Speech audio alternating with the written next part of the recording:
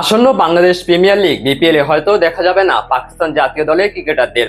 পাকিস্তান সূত্রে জানা গেছে, এশিয়া কাপে জাতীয় দলের ব্যর্থতার পর ক্রিকেটারদের উপর ফ্র্যাঞ্চাইজি লিগে খেলার যে নিষেধাজ্ঞা জারি হয়েছিল তা বিপিএল এর দ্বাদশ আসরেও বহাল থাকছে।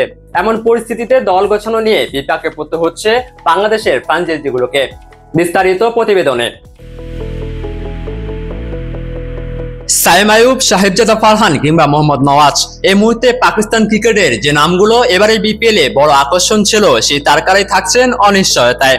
গত বেশ কিছু বছর ধরেই বিপিএল এ মানসম্মত বিদেশি ক্রিকেটারদের অভাব রয়েছে। এই পরিস্থিতিতে পাকিস্তানি ক্রিকেটাররাই বাংলাদেশের ফ্র্যাঞ্চাইজি ক্রিকেটের আকর্ষণ ধরে রেখেছিলেন। তবে এবার সেই জায়গা থেকেও বড় ধাক্কা এলো। বিপিএল এর একটি ফ্র্যাঞ্চাইজি সূত্র ইতিমধ্যে একটি সংবাদ মাধ্যমকে জানিয়েছে, পাকিস্তানি ক্রিকেটারদের খেলার ছাড়পত্র পাওয়া নিয়ে গভীর অনিশ্চয়তা চলছে, যে কারণে দল সাজানো নিয়ে ফ্র্যাঞ্চাইজিগুলোকে কঠিন পরিস্থিতির মুখে পড়তে হচ্ছে। এরপরেই পাকিস্তানি এক বিশ্বস্ত সূত্র নিশ্চিত করে যে জাতীয় দলের সঙ্গে যুক্ত ক্রিকেটারদের এনওসি বা খেলার ছাড়পত্র দিচ্ছে না পাকিস্তান ক্রিকেট বোর্ড পিসিবি, যার অর্থ স্পষ্ট হলো বিপিএল এ সাইম, উসমান, শাহিদজাদা ফারহান কিংবা মোহাম্মদ নওয়াজদের দেখা যাওয়ার সম্ভাবনা নেই বললেই চলে। মূলত এশিয়া কাপে জাতীয় দলের ব্যর্থতার পরেই বিশ্বের ফ্র্যাঞ্চাইজি লিগগুলোতে খেলা নিয়ে ক্রিকেটারদের উপর নিষেধাজ্ঞা জারি করে পাকিস্তান ক্রিকেট বোর্ড পিসিবি।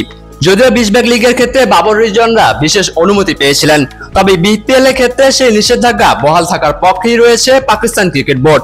এছাড়াও বিপিএল এর মাঝপথেই শ্রীলঙ্কার বিপক্ষে পাকিস্তানের একটি সিরিজ রয়েছে, আর এরপরেই শুরু হবে টি-20 বিশ্বকাপ।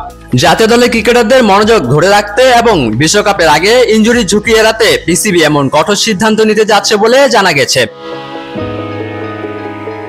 তবে পাকিস্তান থেকে যখন এমন গড়ালো গুঞ্জন আসছে, তখন বিপিএল এ গভর্নিং কাউন্সিল অনেকটাই নীরব। শেষ পর্যন্ত বিপিএল এ পাকিস্তানি তারকাদের দেখা যাবে কিনা তা নিশ্চিত হতে আরো কিছুদিন অপেক্ষা করতে হবে বাংলাদেশের ক্রীড়াপ্রেমীদের। মাহমুদ বিন মারুফ, সকালবেলা।